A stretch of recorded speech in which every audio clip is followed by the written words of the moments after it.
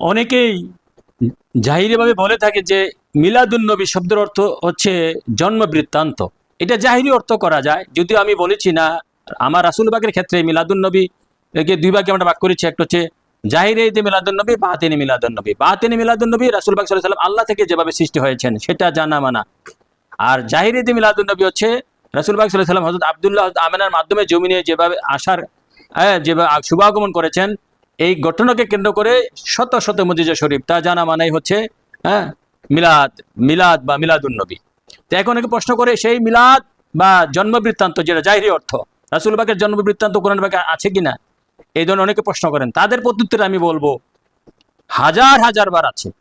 কিভাবে? যদি আপনি আপনার দেমাগ, আপনার দেমাগ, আপনার প্রেম, ভালোবাসা, ধ্যান, জ্ঞান একটু কোরআনের দিকে তাকান, তাহলে অবশ্যই পাবেন। কোন জায়গায় পাবেন? দেখেন, আমি আপনাকে প্রশ্ন করি, আদম সফিউল্লাহ, আদম সফিউল্লাহর জন্ম বৃত্তান্ত কোরআন পাকে আছে কিনা? অবশ্যই আছে। অর্থাৎ ঈসা নবীর জন্ম বৃত্তান্ত কোরআন পাকে আছে কিনা? অবশ্যই আছে। অর্থাৎ জাকারিয়া নবীর জন্ম বৃত্তান্ত কোরআন পাকে আছে কিনা? অবশ্যই আছে। অর্থাৎ ঈসা রুহুল্লাহর জন্ম বৃত্তান্ত কোরআন পাকে আছে কিনা? অবশ্যই আছে। হ্যাঁ, অর্থাৎ মরিয়ামের জন্ম বৃত্তান্ত কোরআন পাকে আছে কিনা? অবশ্যই আছে। অর্থাৎ ইব্রাহিম নবীর জন্ম বৃত্তান্ত আছে কিনা? অবশ্যই আছে। দেখেন, যারা জলিল কদর নবী, এই আদম থেকে ঈসা, যে আমি কয়েকজন নবীর নাম বললাম, তারা তো শ্রেষ্ঠ নবীদের মধ্যে আমার নবীজির পরের স্থান। তো তারা কি?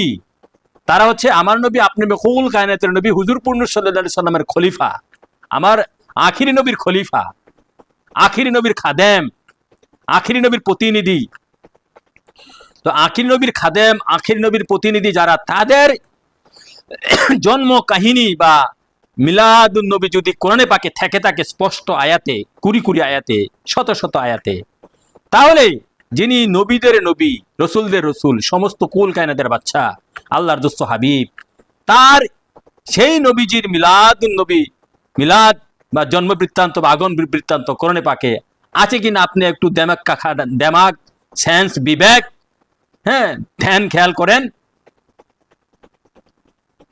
তাহলে বুঝতে পারবেন আছে কিনা।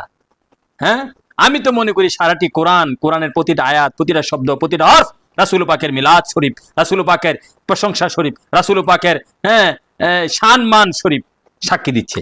আল্লাহু আকবার। রাসূলুল্লাহ, আল্লাহ রাসূল আমাদেরকে মানা বুঝার তৌফিক দান করুক। আমা আলাইনা ইল্লাল বালাগ।